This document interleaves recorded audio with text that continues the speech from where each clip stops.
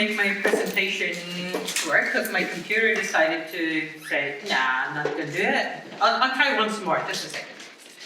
Just to see, or maybe not, because you can't put it on. Anyway, you downloaded my presentation? Yeah. You get that? Oh, awesome. Great. Okay, so I made some changes last night, but so this is the one that I gave in Hedeby, so this has not been edited to the latest. So, because, you know, technology. Right. Okay, so female chamber grave VJ838. Last year, this one woman, she created a group on Facebook calling it the Birka Challenge 2023. And she invited people to choose their grave. Well, not my grave, but fortunately. But one grave, and then try to reconstruct the findings from that, or get somebody to reconstruct it. You know, so you made the whole contents of that grave. Right. I chose VJ838. I leafed through Inga Hegg's book and said, ooh, look at those fabrics, textiles, ooh, you know, right? You even had glass beads and things. Awesome. So, next slide. Right, okay. So, I went to Stockholm on a whim, just deciding to go to the Historiska Museet to actually listen to a talk by Maria Neyman and Annika Sundström about something a bit different. So we decided to go out and have dinner afterwards, and she said, you know, I saw that you chose to work with a Birka Age grave. Why don't you come to the museum and look at the actual finds? And I was like, you know, I wasn't going to say no to that. Right? So I got to see the brooches and the textile finds and so on. And I was just like, yeah, you know, awestruck. So I was shown the brooches. You know, that's where the textile finds are mainly preserved, like in the set. There were bunches of straps and things inside. The actual textiles were in a different spot. I'd like to see those too. So here are old brooches, P51 type C. You can see some of the textile remains here, the straps. And there are, you know, straps up and down, several pairs of straps. And here, there's a little hole drilled into the edge. Whether this is the top or bottom edge, I don't know, but yeah, it's hard to say, but I think it's the bottom. So something hung from those, maybe the beads. I have a set. There's no way I'm going to drill a hole in the edge of those, but, you know, I might actually... No! No, you don't get to touch them. Anyway, yeah, next slide, please. I'm going to be a little quick because I know we can't. Right, okay. So, yeah, I got to see all these bits and pieces, you know, the old brooches, and then there were some fragments of a knife. It's a knife, I promise you this. Here's the top, the handle. It has little silver wires, like 5 sets of really thin silver wires, wound around, you know, 2 or 3 layers of it. Really great. The sheath seems to have been of this shape here. You know, it has this wing out. It's about 20 centimeters long, this whole thing. I would have loved to have an X-ray to see if there's any remnants of silver work, you know, below all this crud, you know. Right. And then there's the textiles. Never forget the textiles. There's like layers of wool, there's some linen, you know. We'll get to the next here. Same with the scissors. I was lucky, I actually have the scissors. It's kind of cool, you know. And yeah, this is a, yeah, I'm not going to go into the story of this one. But, so there might have been, you have this thing here, which might have been a hook, or it might just have had a strap of wool, you know, hung around the handle. You know. But, more textiles. Go to the next slide. Alright, now here we are. Textiles, yeah. Okay, so the textile that they think was the remnant of the strapless. That's this very fine diamond quill, Birka type W10. So the little diamonds are about half a centimeter, 6 millimeters high. See that? So, and then there's this tiny little braid. When I went into the magazine and she pulled out these little boxes with this, I measured this little braid to be about 1.2 millimeters wide, so it's not really big. And you can see, it's like, so you can't really see where the strap was fastened, but here's like a little fragment. You can see this shape where the old brooch was.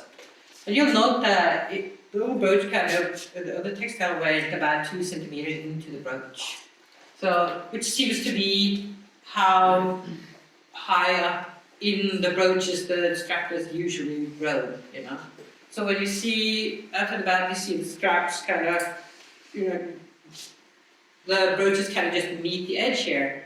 If they would have done that usually, there wouldn't have been any strapless fragments left because the metal wouldn't have touched it. So, so this would be, so generally it seems like the straps are about a centimeter or so high out of the front straps. Okay? I'm going to be really quick with this. And now here, you won't believe this one. It's amazing. Because the threads of this, it's so thin. See if I have, yeah. It's so thin that you get like 53 threads per centimeter. I'm going to pass around the thread and the sample of fabric. Because it's just, can you imagine? Spinning on a hand spindle, a thread that's so thin you get 53 threads per centimeter into the web. I haven't, I've seen people do it, but and it would be a comb pool, because in the Viking Age, you didn't have carders, they had combs. So either you pulled the fibers so they were parallel, or you combed it so the fibers were parallel. And the result would be these threads that would be very smooth, a lot smoother than with a carded wool, because the fibers would all be in the same direction, right? And you get this kind of beautiful, heavy, wonderfully draping fabric with this kind of shiny surface. You've seen it in worsted textiles, right? So anyway, so I'm going to pass around it. I looked out. I was in Helgi, blabbering about all my projects as usual. I do that. And then this guy, Tommy Hermansen, he said, "Oh, that sounds cool. Yeah, I'm going to make you this, and this, and that." And I was like, "You are? Yeah. Okay, fragment." I wasn't going to refuse, So he sat up all night weaving that little sample, and he'd been spinning that thread, so that's the thickness of the thread that we wove from. And then there's the sample of the 2-1 diamond quill. So he got fish close. So he's going to weave me a 30 centimeter wide piece, because the description in Inga Hagen, in her book, was that it was sort of, it wasn't exactly a garment, it was underneath the oval brooch, partially. It had some fragments of red tablet braid in wool that were sewn sort of, you have, the hem or the edge here, hemmed edge, with tablet braid sewn on. I'm like, okay, what could it be? I'm going to try to make it into a tunic. So, it would be open in the front, and there might be loops of some sort that would hold it closed with the old brooches. You're going to see the results, but not yet, because I'm not done yet. Right. And, yeah, okay, fur. So do we love fur? Up with your hands if you love fur. Be honest, you'd love fur, right? Yeah. I mean, I don't love the dead animal over your shoulders. That's like, don't. But here, so how the layers were, you had the old brooch, something on top, and then you had the layers was like some fur, there was some bones, you know, from the rib cage. So you had actually the whole set of layers from, you know, top to bottom, under the body too. There was a bit of body in between, so obviously you had the whole sandwich, right? So, and the fur was kind of pressing down onto the fabric. So, lying on the bottom, from the bottom you'd have some coarse fabric, maybe red, coarse wool fabric. There was fur with the fur pointing upwards. There was this very fine tool here, tool quill. Then there was the body, so something had disappeared in between. Then you had a diamond quill, and then there was more of this fine fabric and then fur on top of that, and then the brooches. So very, I have to work on that interpretation. And then bunches of straps, which I have there. I'm going to get into that in a bit. Right, next. I got a piece of beaver fur I'm going to try to make a beaver quilt. Yeah, so beaver-like fur. Okay. And then there's this stuff, you know. What an amazing find! It's got consonants and, you know, Birka did tablet braid and all. It's like, it's got everything. It doesn't have silk, doesn't it? But, you know, it's forgiven. So, this was found in the vicinity of the head, where the head would be. There wasn't a whole lot of bones left. So, I was sort of working on how could this have been worn. I started to make an interpretation where I have this. So I'm thinking maybe a linen veil, because there was some very fine linen found. Then this would be worn maybe over, and you'd have this kind of side tie closed here, the side, and you'd have some kind of trying to make these into sort of posciment beads, you know, made a little bit of posciment, which I'm going to sort of curl up, make into these little posciment tubes. I'm going to pass around this. And then maybe make something else having on the edges, because there's some other fragments that could be interpreted into some sort of amulets that have been hanging onto that. There's a bit of a linen knot, so that interpretation isn't too bad, but it's like, I mean, it's difficult to interpret this. I know I'm not as organized as you did in my talk today, but like, that's because I stole all your time. You can take the notes right anyway. yeah, but you know, I'm just gonna run through here. Yeah, so here you see the fine fabric textile, that's the linen, maybe, you know, veil thing. So, and you see, it's obviously a problem trying to interpret the original shape of this thing, because it's like, but you can see that this sort of 8 braid is definitely a possibility. So you'll see it when that's right. Right, next slide. All right. Okay. Yeah. Here we're on to, yeah. See, I put in, when I edited this yesterday, I put in a photo of the back side of this apron dress, which had some stitches showing.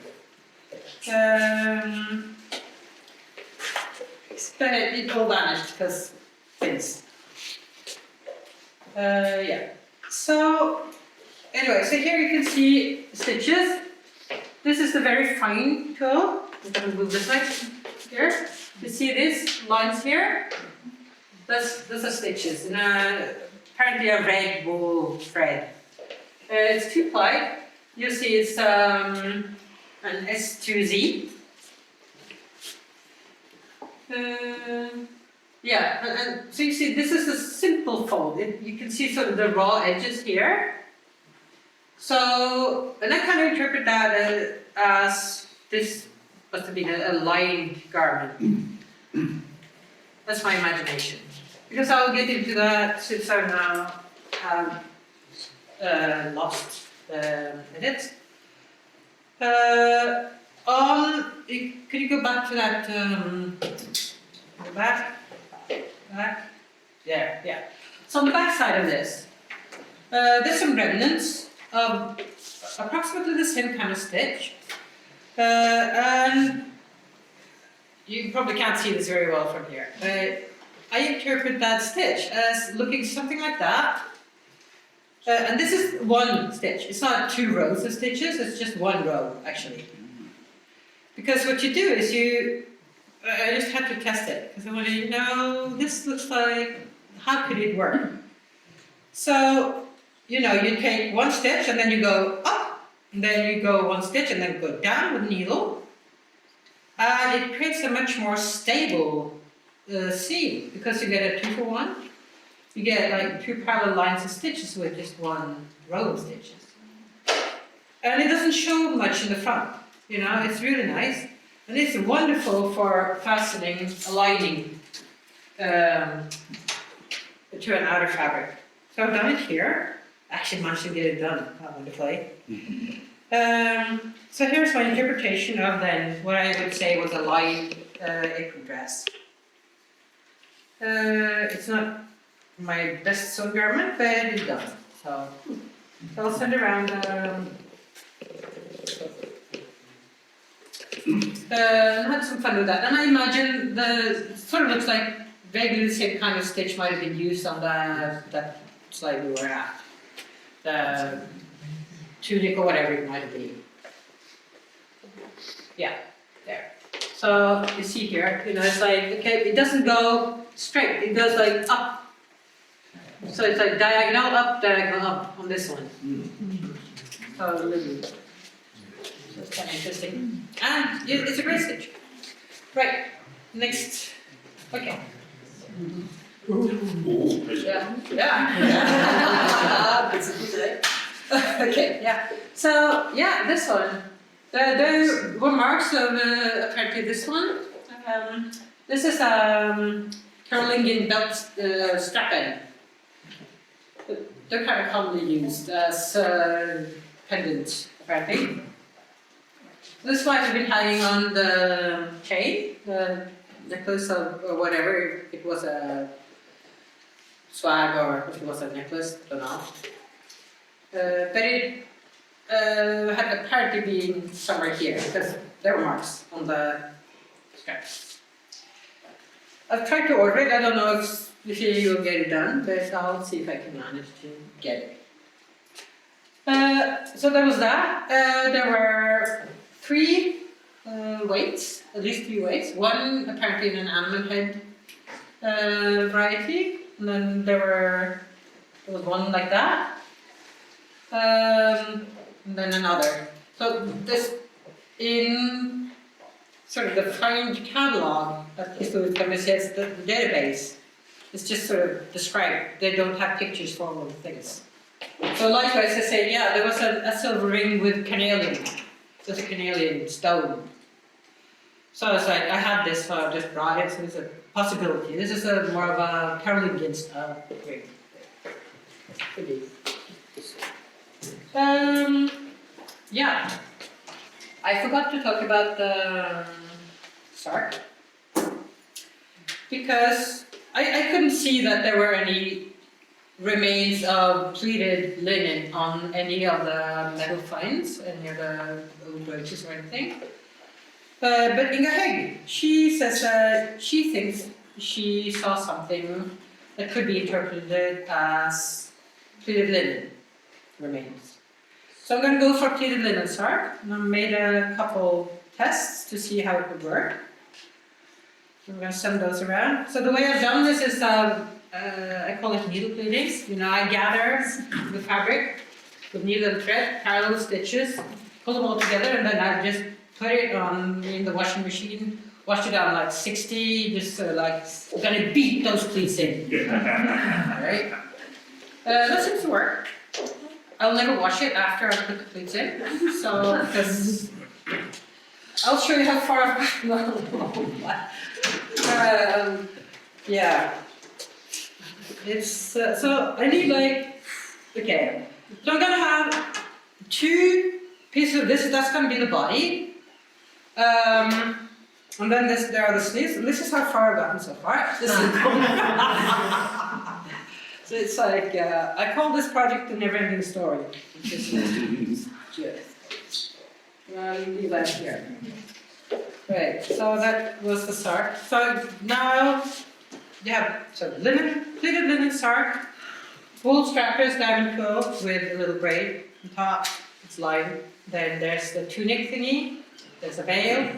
There's a little band on the head with possum somethings hanging onto it. There's a necklace. You can take the next. Yeah. Beads. Different beads. So, pretty awesome.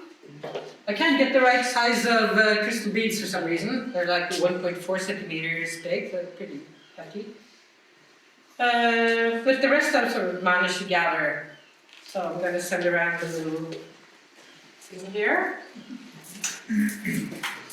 Yeah.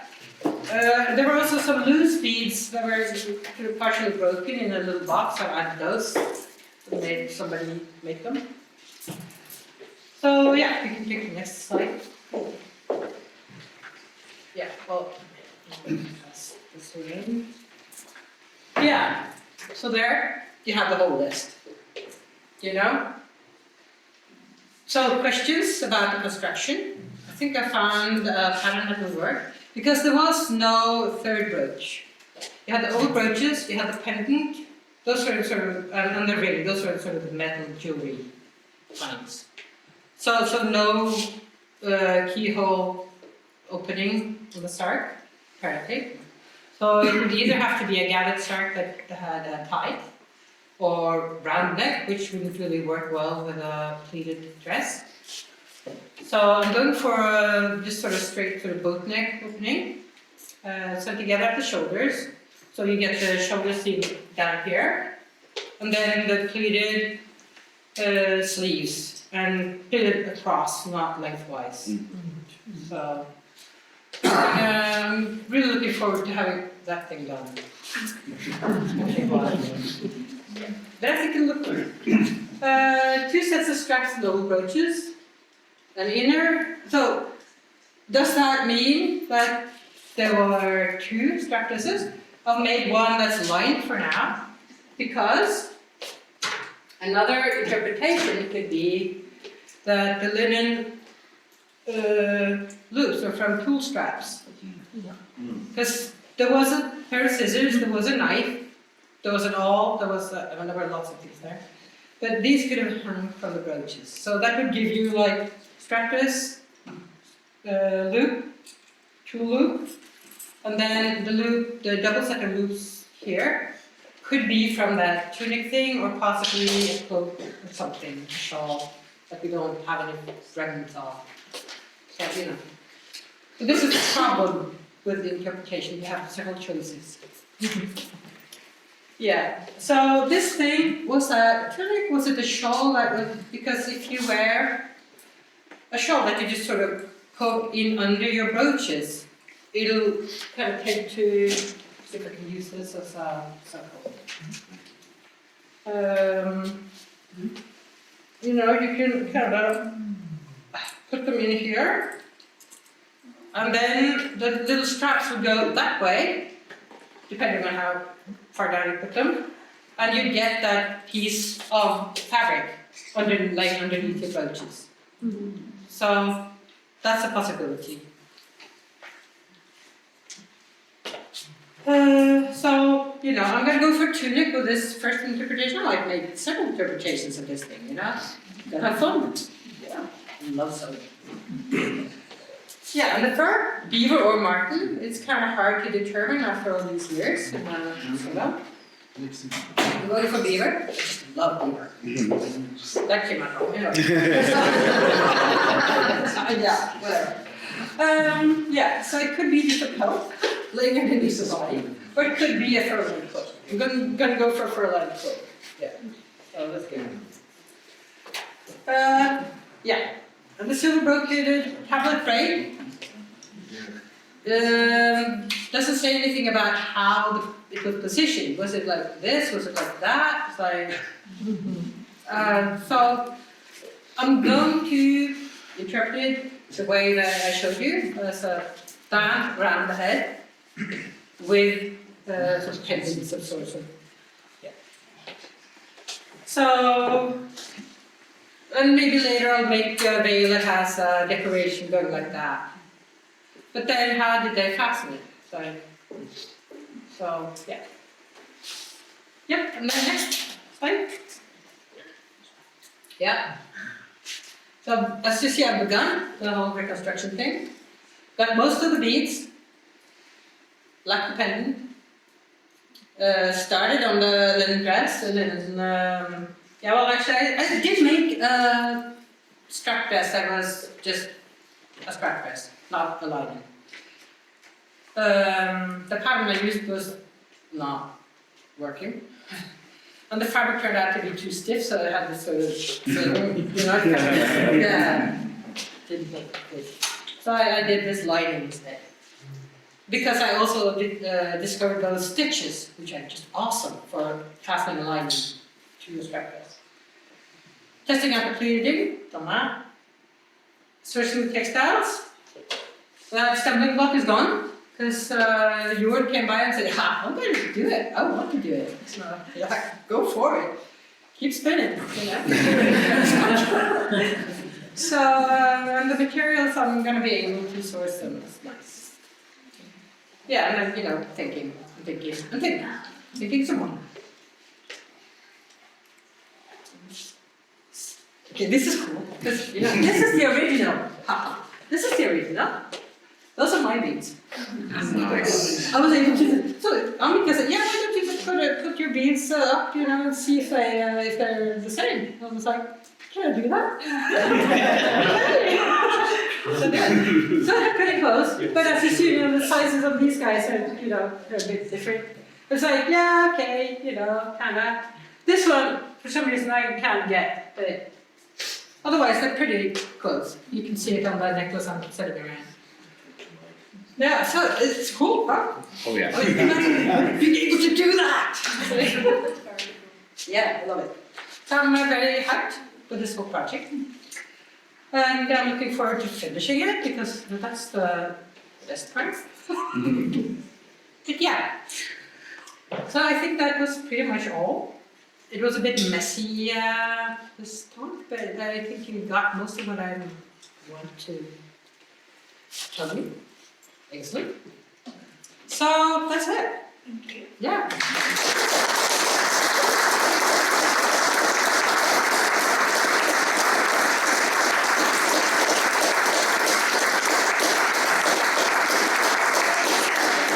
Some questions. Yeah, sure. Okay, so we're going to have a few questions now, and then once that's all finished, we'll have a quick break, like a 10-minute break. So, do you want to come up to the front as well, Linda? I will. So, if anyone's got questions, just pop your hand up. I'll pick you, and you can ask away. Okay? Daisy, we're only 15 minutes behind, so Are we? only 15 minutes. Okay, yeah, we can do questions then 15-minute break.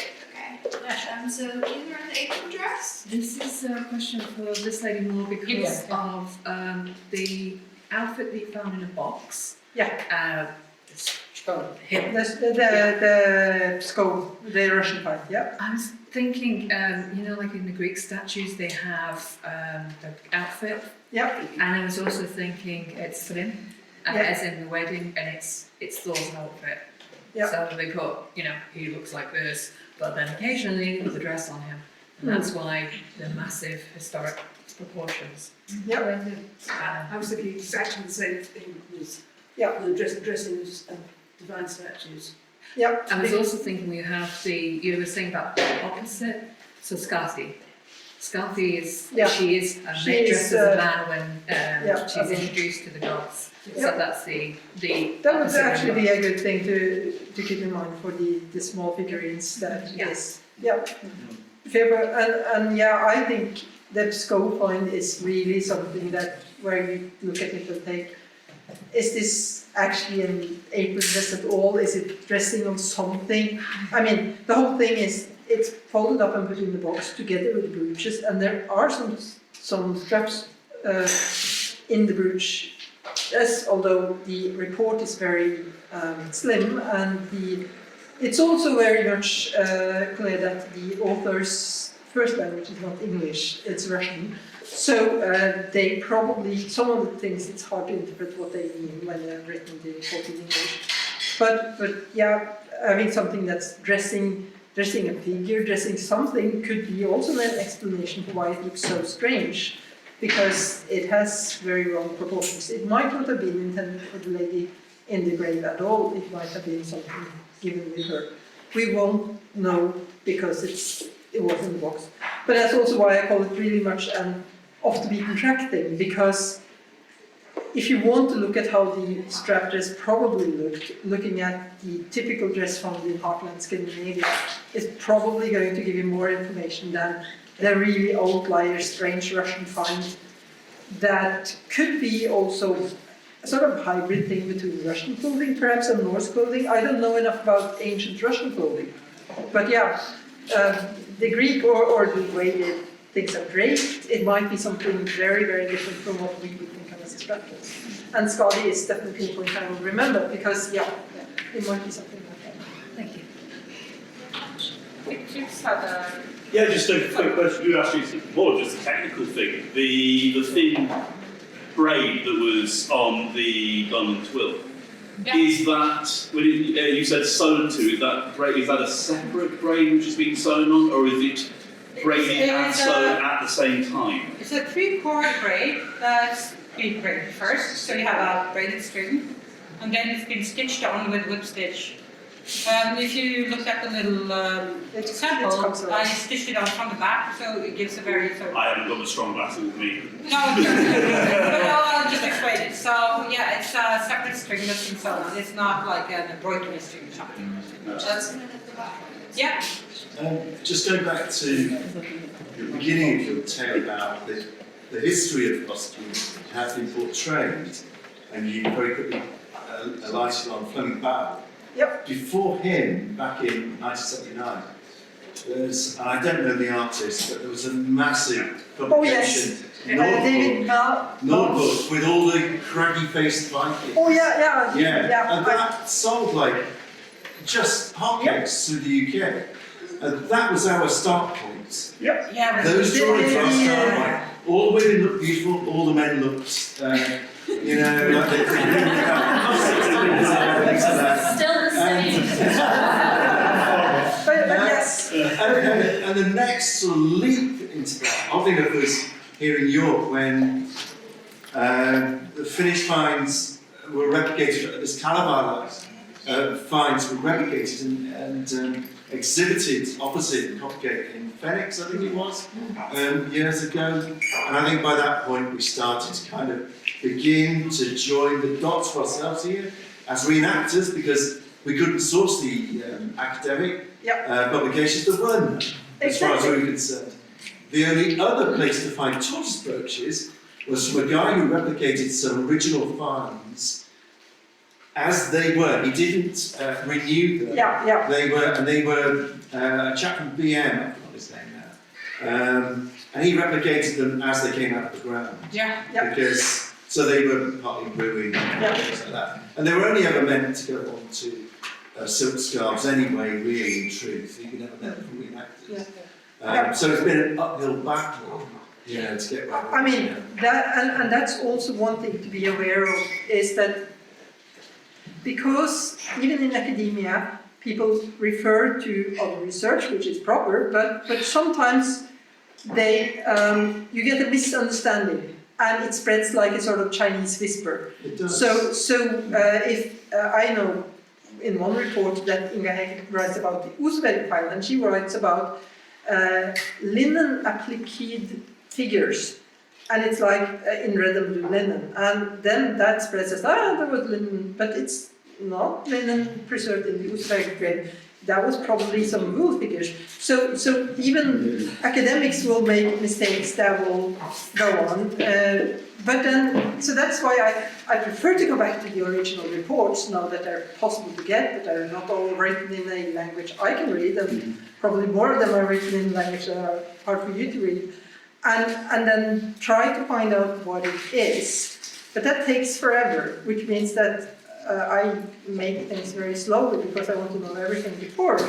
So kind of like, it took me a long time to have proper socks for going to York, because I thought, yeah, I'm going to York, I'm going to have some socks. I just need to read. 2 years later, I had socks, but the first year in New York I was very, very cold in my feet. So there are difficulties with, wanting to do everything, and that's why we as a community can lean on each other. We just need to be aware that what we're leaning on is other people's interpretation and know a bit about the basis for that. But yeah, I know there was these illustrations, and they were also misunderstood, because in the original, yes, I will let you in the original, they were trying to depict the Geyer model with the open in the side. But because they were all depicted from the side, then an illustrator in the UK thought, they're open on both sides. So that's where you got this sort of towel dress with one in the front and one in the back. And that, of course, spread enormously, because it's a brilliant dress if you're running a festival and you want to have people who are not reenactors, but you just need to dress them up for doing things, because it fits, not one size fits nobody, but at least it's there. So, a comment about mistakes in academia. I'm working on the also very good textile tools right now for my thesis. I hope I'll get it done. So, I was reading sort of the main work on the Eoforwic textiles, the Eoforwic volume 4, and then Eoforwic volume 4. So, and then Ingstad, she had written about the threads, the course, the yarn that was found in the Eoforwic time. Which is this all the yarn here is Z2S spun, twisted. I was like, okay, so I kind of took for granted, she was sort of the main person writing this article in this big book about the Eoforwic. And I started to learn how to spin because, I wanted to be able to make that. But first I just tested out some ready spun yarn. That was Z spun, twisting it with an S twist, right? So you get S2Z. So I got that done, and then I looked at my yarn, and then I went to the universe portal, looking at the photos of the yarn. They were all S2Z spun. And it suddenly me, this is all Z to S. I'm like, what? Really? So I had to start looking at, so how do you actually write this twist and spin thing? Turns out I was right. So if you look at the yarns at the universe portal and then also very fine, it's not Z2S, it's S2Z, just so you know. So, but that's kind of like, I kind of built a lot of premises on that. Things like, wrong. Just to fill you in on, I've been doing this since 1978. Yay! Me. Yeah, wow. But I tell you what, the transformation since then in what was considered Viking kit, it's just unbelievable. Yeah. I made some replica torso brooches from the Santander grave, double grave. Yeah. Although possibly you can now look at it, it's a bit easy now, get a woman with a sword. And they are two-piece. In the, I'm trying to remember which journal they were drawn up in, whichever it was. The thing is, the illustrator misunderstood what was photographed in the grave. Yeah. And I copied what the illustrator had done and made the exterior, now it's all fretted in 2 layers like that. So I made the exterior frame fretted with the lower frame joined to it, and then with an inner shell as illustrated, and then wrestled with it, fighting it together. Now I still have these things, I spent hours making these bloody things, and then Whitman comes along and suddenly the penny drops, and then the British Museum actually publishes the photographs on their web portal, and I suddenly realised where I was misgiven, just like you were thinking. Yeah. And I was thinking, oh, for Christ's sake. Now, at least I can, I mean, for me, it means I can make practices and correct that component and sort those out. But it's exactly that. It's they because they're not wearing these things, they're just illustrating the process. It's So just they important to make do clumsy fails as well. primary research. You have to go to look at the actual stuff. So, well, I haven't looked at the actual stuff, but I looked at the photos and sort of. So that's okay, because now you have the photos that you can put on. It's just that the description is wrong, so you have to figure out. But I mean, that is also just something to keep in mind, that just because somebody is very good at illustrating doesn't mean that they are very good at interpreting the final, and they might do mistakes, or just because somebody is very good at discussing the shapes of a garment means that they are brilliant at understanding these, or so there might pop up mistakes, and I will admit to, having a slight focus on textiles, which sometimes, leads me into like working on the varnish find. I was like, oh yeah, okay, and I want to do it because it's local, so I want to do the whole thing, so I want to do the brooches and the stuff, and while I was digging into old brooches, I started to go to my husband and say, yeah, I think this was slightly higher status than usually, because the brooches are P42, they're not IKEA brooches, they're a bit more fiddly, and she has sort of a thing that's, sourced from Dublin, perhaps by raiding, perhaps by trading, but sourced from Ireland at least, and he said, yeah, Greymount and a boat might have been a hint. I was like, oh yeah, there was some mention of a boat. It didn't have any textiles. I didn't care. It was a boat. What was the real thing of the find? So I mean, we all have our tunnel vision, and I think that to be aware of what we see, what we can't see, and the assumptions we make when interpreting, and the assumptions that others have made as well. And then working together as a community to get better at finding out things and trying out things. It's a great way to wrap that up. Well, we'll take one more. You look so disappointed. Thank you. So I just wanted to ask if the interpretations you've been looking at are based in Scandinavia, and the cloth is very fine, beautifully woven. Is this something you find in the UK replicated? Is there fine cloth like this that you find? Is this very specific to the areas you've been looking at, this type of cloth? So there's a weave and textiles. If you look at the finds from York, Yes. you have some really fine down quilts from here. The colours differ a bit, because matted red is a lot more popular in the British Isles than it is in Scandinavia. Red is a very very high status colour in Scandinavia, whereas blue is sort of the default colour for a strapless in Norway and Sweden, seems like, Whereas you go to Heidelberg and you get the tannin colours, the browns, sort of brownish reds and so on. But the quality of the weaves seem to be just, if you get to the sort of diamond 12 bit, then they're very fine. Usually straplesses are very fine.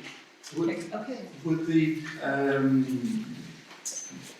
the weights of the worlds give you a bit of a clue that there's a kind of similarity from one country to another, because that controls your thread fineness, wouldn't it? There has been experiments on different weight of different worlds, but not conclusive that one specific world needs a specific fineness. It's like if you're skilled, you can spin different finenesses with different worlds.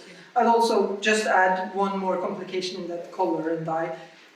When it comes out to the ground, it's 50 shades of brown. So basically, anything we know about color depends on somebody having enough money to get a chemical analysis made. which means that our knowledge is very spotty, and it's very dependent on somebody also looking at that specific thing and thinking that it might have color. So we have really no knowledge of whether lower status clothing were dyed or not, because we haven't done, or how common color was. And looking at it from a modern point of view, the work of dyeing something is not, and gathering dye materials, especially the more easily achievable local plant material, is nothing next to the work of spinning the thing and weaving the thing. Does this mean that it was common to have dyed cloth or not? We don't know. But and using our common sense in that, yeah, but that's not that much work, and it would look very much nicer. What is common sense for a Viking woman? I mean, I wear a lot of clothing now today because it's chilly, but there's no snow. I mean, some Viking women might be working barefoot in weather like this, not to wear out your shoes. But I think pneumonia is really authentic, and I don't know.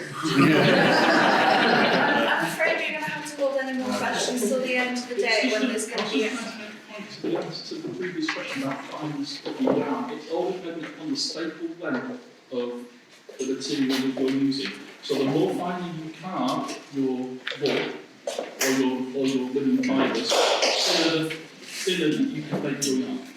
Yeah, because also the fibers today differ, the tightness of the fibers today differ, because the sheep starved a little more back in the day, usually, so you get finer Yeah, you fibers. don't get merino wool. You don't get merino wool. Yeah, there are kinds of merino and cashmere from Viking. We're going to take our 15 minutes break now, so everyone can be back in their seats quite well.